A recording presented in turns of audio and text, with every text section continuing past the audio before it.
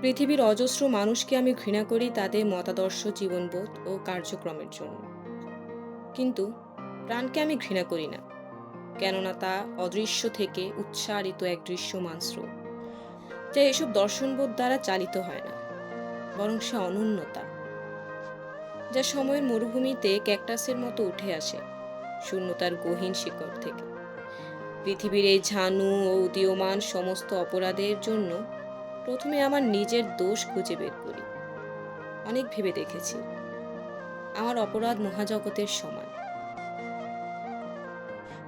জানি না সমুদ্র আমাকে আর গ্রহণ করবে কিনা, পা ভেজাতে দেবে কিনা তার স্রোতে, কেননা সামান্য এক ফোঁটা বিষে বিষাক্ত হয়ে যেতে পারে এই মহাসাগর। আমি কোনোভাবেই আর লুকাতে পারছি না নিজ হাতে তৈরি করা এই অন্ধকার, কেননা আকাশের প্রতিটি কোণায় জ্বলে উঠেছে যে নক্ষত্ররা।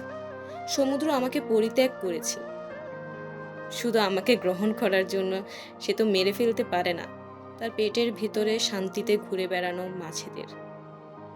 আমি ক্লান্ত, বড় ক্লান্ত হয়ে পড়েছি। এইসব কিছু ছেড়ে এক সন্ধ্যায় যখন আত্মহত্যা করতে গেলাম, তখন সন্ধ্যা নামা দৃশ্য দেখে আমি থমকে গেলাম।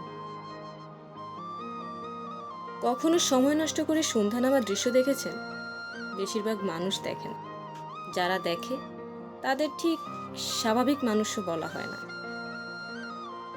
স্বাভাবিক পুরুষ হতে গেলে আপনার হৃৎপিণ্ডের পাশে একটা ক্যালকুলেটর মেশিন বসানো থাকতে হবে, আর স্বাভাবিক নারী হতে গেলে মেকআপের আস্তরণে বর্ণ লুকাতে হবে। সন্ধ্যা নামার দৃশ্য দেখার সময় কোথায়? কিন্তু প্রকৃতিতে কিভাবে সন্ধ্যা নামে, অন্ধকার কিভাবে গ্রাস করে এই পৃথিবীকে, সেই দৃশ্য দেখার জন্য সময় নষ্ট করা উচিত। সমস্ত দিনের শেষে শিশিরের শব্দের মতো সন্ধ্যা আসে। এই অপূর্ব দৃশ্য দেখার পর আমি সিদ্ধান্ত নিলাম আমি আর আত্মহত্যা করব না।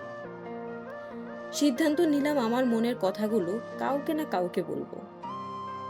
তোমাকে ডাকতে চেয়েছিলাম পেছন থেকে, জানাতে চেয়েছিলাম ফুল, পাখি আর প্রজাপতির রাত। অথচ কোলাহলে সে কেমন আড়াল করে দিল সব। লোকাল বাস এসে বাজালো হর্ন। তোমাকে খুঁজতে চেয়েছিলাম বিকেল বিকেল মাঠে, অথচ সন্ধ্যারা সব ঘরে নিয়ে গেল। রাত্রি হাসল। তোমাকে জানাতে চেয়েছিলাম কেন ঘুম হয়নি সুদীর্ঘকাল। শোনাতে চেয়েছিলাম মেঘ, বৃষ্টি ও নারীর নুপুর থেকে কুড়িয়ে পাওয়া গান। অথচ শীতকাল এসে কবিতার দিকে তাকিয়ে বলল কুয়াশায় জয়ী। তোমাকে ডাকতে চেয়েছিলাম পেছন থেকে, অথচ বিলবোর্ড এসে সামনে দাঁড়ালো। যে কথা তোমার সঙ্গে আমার বলার কথা ছিল, সে কথা বলি এখন বিলবোর্ডের সঙ্গে। সেদিন থেকে মানুষের সঙ্গ ছাড়া সব ভালো লাগে। আমের শাখায় কালো কাক, বারান্দার ছোট্ট চড়াই, শালিকের ঝাঁক, আফ্রিকার অদ্ভুত গন্ডার, নেকড়ে, হায়না, রাস্তার পাশে নোংরা কুকুর, বহু দূরে ডাহুকের ডাক সুখী করে। এসবের সুখ আছে বলে আজও বেঁচে আছি এবং এখনো বাঁচতে ইচ্ছা করে। তাই হয়তো আত্মহত্যায় যাব না কখনো। মানুষ সম্পর্কে কোনো মন্তব্য করতে চাই না, শুধু ভাবি এত কুৎসিত কি করে হলো এই জন্তুগুলো।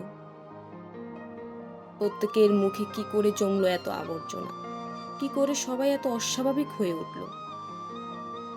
আজ তারা প্রত্যেকেই সংঘ, প্রত্যেকের চোখেই হিংসা, প্রত্যেকেই এক একটি তীব্র মতবাদ গ্রীবা চেপে উপভোগ করতে চায় জীবনের মনোরম স্বাদ।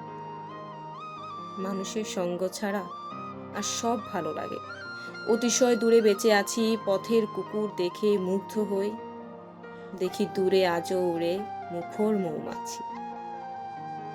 শুধু মানুষের সঙ্গ ছাড়া সব ভালো লাগে, সব।